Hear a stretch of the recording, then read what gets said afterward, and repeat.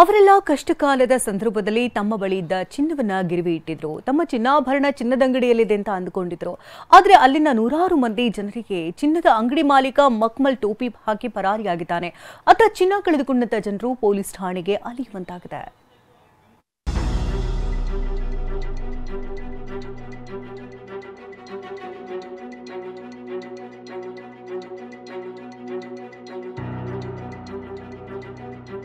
ಒಂದೆಡೆ ಕೈಯಲ್ಲಿ ಹಣ ಕಟ್ಟಿದ ಚೀಟಿ ಹಿಡಿದು ತಮಗಾದ ಅನ್ಯಾಯದ ವಿರುದ್ಧ ಹೇಳಿಕೊಳ್ಳುತ್ತಿರುವ ಮಹಿಳೆಯರು, ಇನ್ನೊಂದೆಡೆ ಪೊಲೀಸ್ ಠಾಣೆ ಎದುರು ನ್ಯಾಯಕ್ಕಾಗಿ ಸಾಲಾಗಿ ನಿಂತಿರುವ ದೃಶ್ಯ.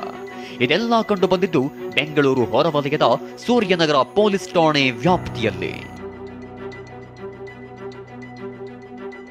ಅಡವಿಟ್ಟಿದ್ದ ಚಿನ್ನಾಭರಣ ಸಮೇತ ಮಾಲೀಕ ಎಸ್ಕೇಪ್. ನೂರಾರು ಮಂದಿಗೆ ವಂಚಿಸಿ ಜ್ಯುವೆಲರಿ ಓನರ್ ಪರಾರಿ. ಈಗಿನ ಕಾಲದಲ್ಲಿ ಯಾರನ್ನ ನಂಬಬೇಕು, ಯಾರನ್ನ ನಂಬಾರ್ದು ಅನ್ನೋದೇ ಗೊತ್ತಾಗಲ್ಲ. ಇನ್ನು ಮುಂದೆ ಜನ ಚಿನ್ನ ಅಡವಿಡಬೇಕಂದ್ರೂ ಯೋಚನೆ ಮಾಡಬೇಕು. ಯಾಕಂದ್ರೆ ಚಿನ್ನದಂಗಡಿ ಮಾಲೀಕನೊಬ್ಬ ಜನ ಅಡವಿಟ್ಟಿದ್ದ ಚಿನ್ನಾಭರಣಗಳ ಸಮೇತ ರಾತ್ರೋರಾತ್ರಿ ಪರಾರಿಯಾಗಿದ್ದಾನೆ.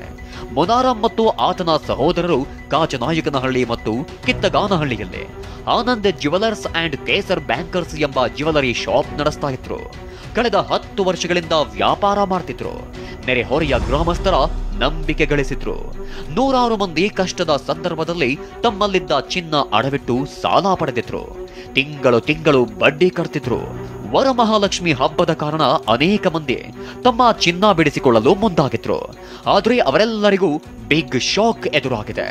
ಚಿನ್ನದಂಗಡಿ ಮಾಲೀಕ ಮುನಾರಾಮ್ ಹಾಗೂ ಆತನ ಸಹೋದರರು ರಾತ್ರೋರಾತ್ರಿ ಮನೆ ಹಾಗೂ ಅಂಗಡಿ ಖಾಲಿ ಮಾಡಿಕೊಂಡು ಚಿನ್ನಾಭರಣಗಳ ಸಮೇತ ಎಸ್ಕೇಪ್ ಆಗಿದ್ದಾರೆ. ಚಿನ್ನ ಅಡವಿಟ್ಟವರು ಕಂಗಾಲಾಗಿದ್ದು ನ್ಯಾಯಕ್ಕಾಗಿ ಪೊಲೀಸ್ ಠಾಣೆ ಮೆಟ್ಟಿಲೇರಿದ್ದಾರೆ. ಚಿನ್ನ ಮಾಡಕಂತ ಹಾಕಿದೀವಿ, ಅವರು ಮಾಡ್ಸಕ್ಕಂತ ದುಡ್ಡು ಇಸ್ಕೊಂಡು ಈ ತರ ಎಸ್ಕೇಪ್ ಆಗಿದ್ದಾರೆ. ನಾವು 1 ಲಕ್ಷ ಕೊಟ್ಟಿದೀವಿ ಸರ್, ಇನ್ನ ಸ್ವಲ್ಪ ಕೈಲಿ ಇದ್ ಮಾಡಿದೀವಿ. ಅದೆಲ್ಲ ಪ್ರೂಫ್ ಕೊಟ್ಟಿಲ್ಲ ಅವನು. ಒಟ್ನಲ್ಲಿ 1.5 ಲಕ್ಷ ನಮ್ದು ಹೋಗಿದೆ ಸರ್. ವರಮಹಾಲಕ್ಷ್ಮಿ ಹಬ್ಬಕ್ಕಂತ ಇವಾಗ ಬಿಡ್ಸಕ್ಕಂತ ಹೋಗಿದ್ದಾರೆ. ಒಬ್ರಿಗೂ ಸಿಕ್ಕಿದಂಗೆ ಬಾಕ್ಲ ಹಾಕೊಂಡು ಹೋಗಿದ್ದಾರೆ. ಅಡವಿಟ್ಟ ಚಿನ್ನ ಲಪಟಾಯಿಸಿರೋದು ಮಾತ್ರವಲ್ಲ, ಚಿನ್ನ ಅಡಮಾನ ಇಟ್ಟುಕೊಂಡು ಚೀಟಿ ಹೆಸರಲ್ಲಿ ವಂಚನೆ, ಕಾರು ಅಡಮಾನದ ಹೆಸರಲ್ಲಿ ವಂಚನೆ ಸೇರಿ 1 ಕೋಟಿಗೂ ಅಧಿಕ ಹಣ ನುಂಗಿದ್ದಾರೆ. ಕೆಲವರಿಗೆ ಹಣ ಕಟ್ಟಿಸಿಕೊಂಡು ನಕಲಿ ಚಿನ್ನ ಕೊಟ್ಟಿರೋದು ಬಯಲಾಗಿದೆ.